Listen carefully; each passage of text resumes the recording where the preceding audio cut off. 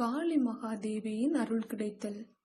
அந்த ஆண்டு ஆந்திராவில் மழையே பெய்யவில்லை. அதனால் ஏரி, குளம், குட்டை அனைத்தும் வறண்டு கிடந்தன. அதனால் விவசாயம் நடைபெறவில்லை. அதனால் தண்ணீர் பஞ்சமும் உணவு பஞ்சமும் தலைவிரித்தாடியது.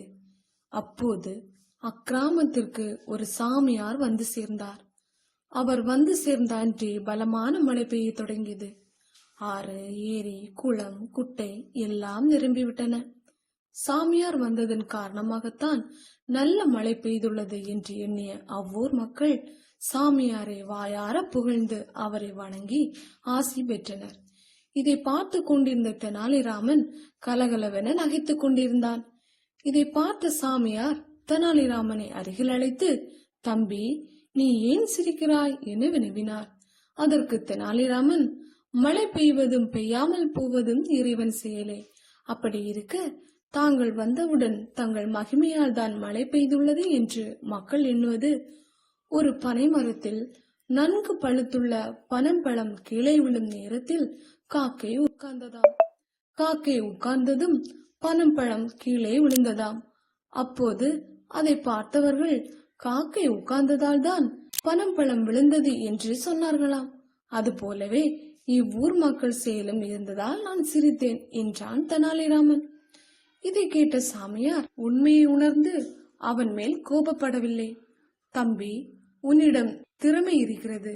நீ காளி மகாதேவியின் அருளை பெற்றால் பிற்காலத்தில் புகழ் பெற்று விளங்குவாய்" என்று நல்லாசி கூறினார். இதை கேட்ட தெனாலிராமன் காளி மகாதேவியின் சன்னதியை அடைந்தான். அவளின் திரு உருவத்தை காண பலவார வேண்டி தவம் இருந்தான். கடைசியில் தெனாலிராமன் முன் தோன்றினாள் காளி தேவி. அவளது உருவத்தை பார்த்து பயப்படுவதற்கு பதிலாக பலமாக சிரித்தான்.